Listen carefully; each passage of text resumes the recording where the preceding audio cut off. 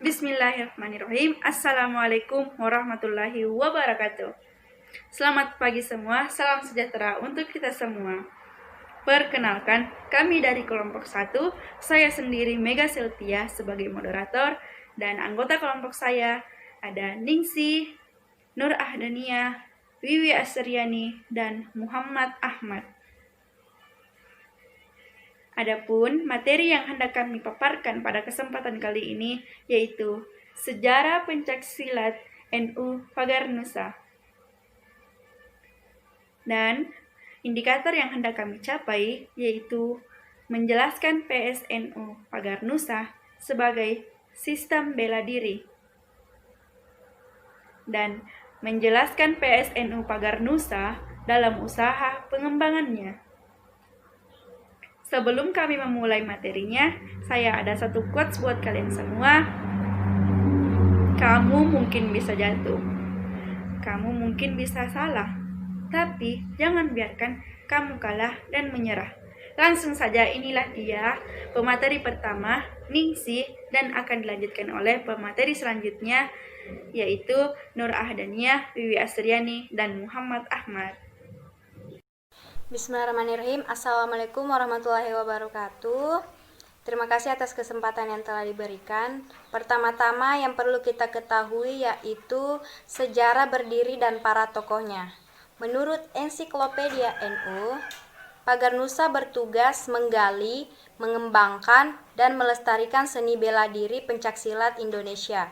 Nama resminya adalah Ikatan Pencaksilat Nahdlatul Ulama atau disingkat IPS-NU. Pagar Nusa kemudian sekarang membuang kata ikatan menjadi Pencaksilat NU. Sedangkan Pagar Nusa sendiri berarti pagarnya NU dan bangsa. Pagar Nusa dibentuk pada tanggal 3 Januari 1986 di Pondok Pesantren Lirboyo, Kediri, Jawa Timur. NU mengesahkan pendirian dan kepengurusannya melalui surat keputusan tertanggal 9 Zulhijjah 1406 atau 16 Juli 1986.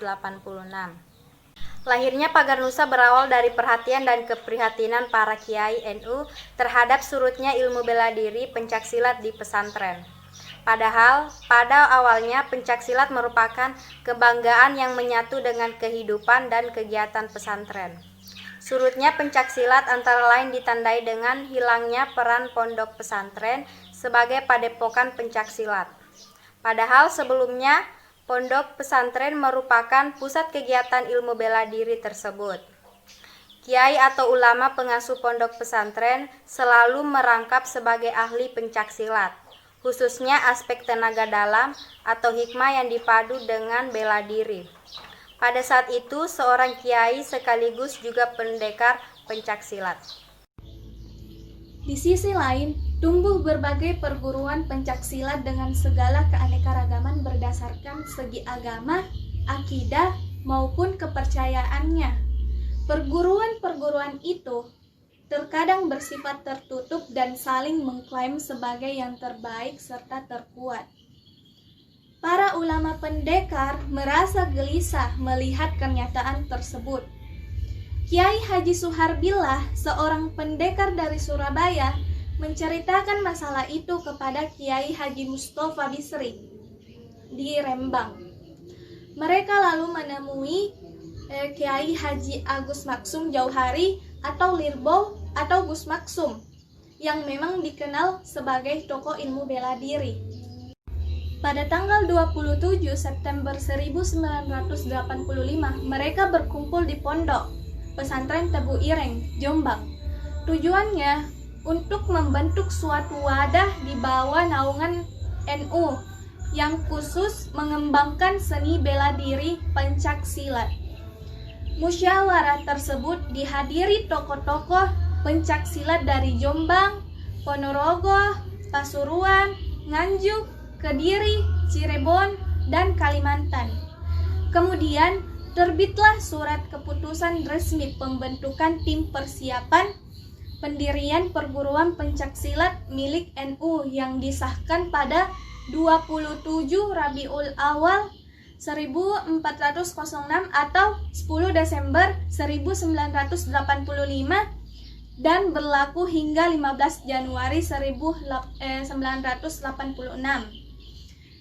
Musyawarah berikutnya diadakan di Pondok Pesantren Lirboyo, Kediri pada tanggal 3 Januari 1986. Musyawarah ini menyepakati susunan pengurus harian Jawa Timur yang merupakan embrio pengurus pusat. Gus Maksum dipilih sebagai ketua umumnya. Nama organisasi yang disepakati dalam musyawarah tersebut adalah Ikatan Pencaksilat Nahdlatul Ulama yang disingkat IPSNU, yang kemudian sekarang menjadi PSNU. Ketua PWNU Jawa Timur, Kiai Haji Anas Thohir, kemudian mengusulkan nama Pagar Nusa. Nama Pagar Nusa berasal dari Kiai Haji Mujib Ridwan dari Surabaya, putra dari Kiai Haji Ridwan Abdullah, pencipta lambang NU. Haji Suharbillah mengusulkan lambang untuk Pagar Nusa, yaitu segi 5 yang berwarna dasar hijau dengan bola dunia di dalamnya. Di depannya terdapat pita bertuliskan La Ghaliba Illa Billah, yang artinya tiada yang menang kecuali mendapat pertolongan dari Allah Subhanahu wa Ta'ala.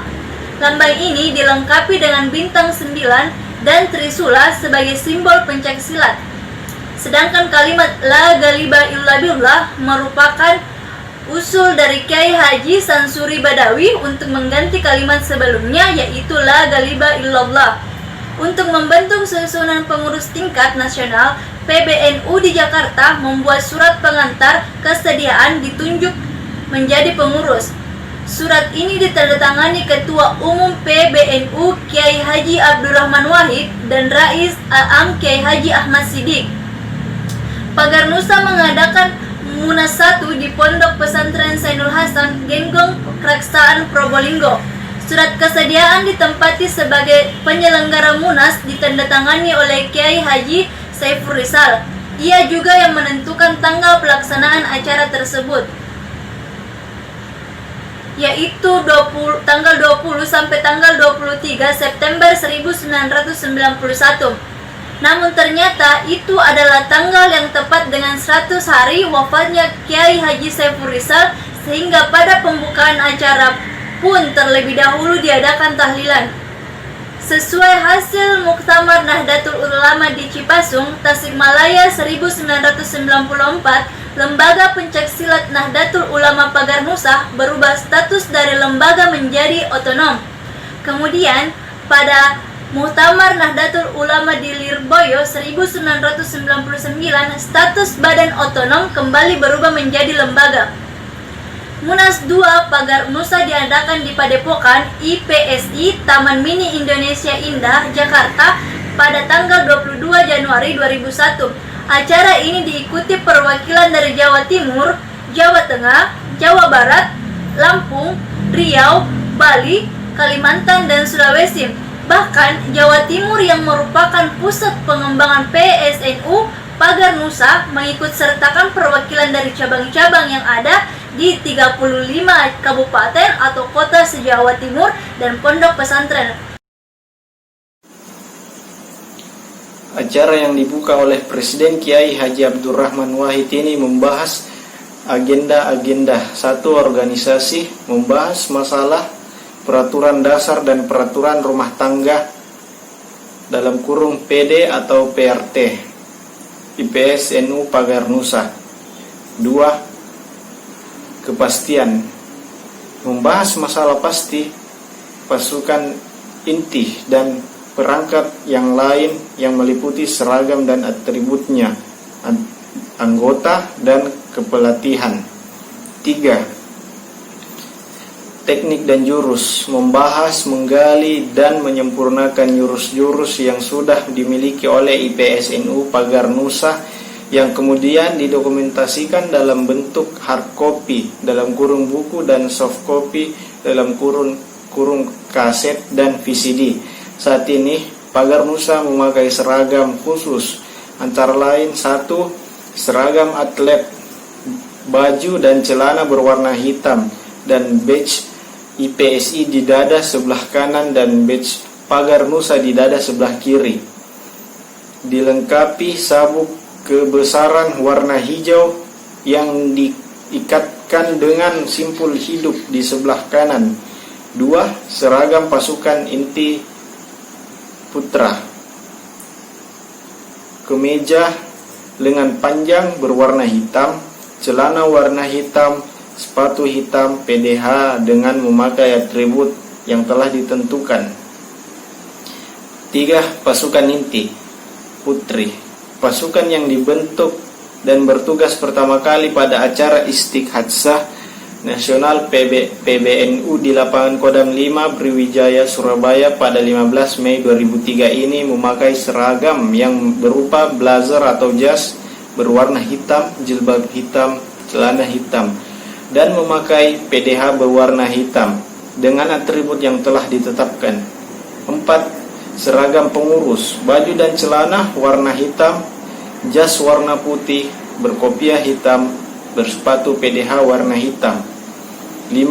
Seragam tim KOS seperti seragam pengurus ditambah dengan simbol khusus. 6.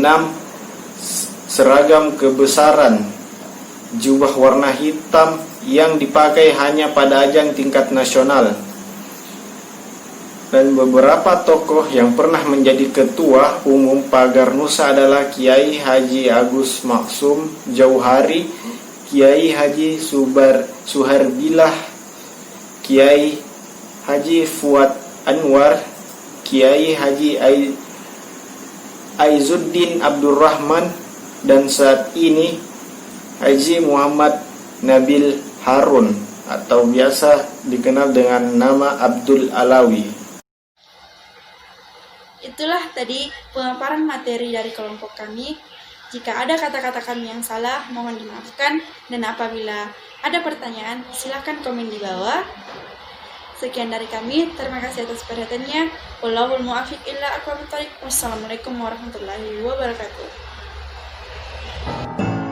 Pagar Nusa, merdeka bangsa.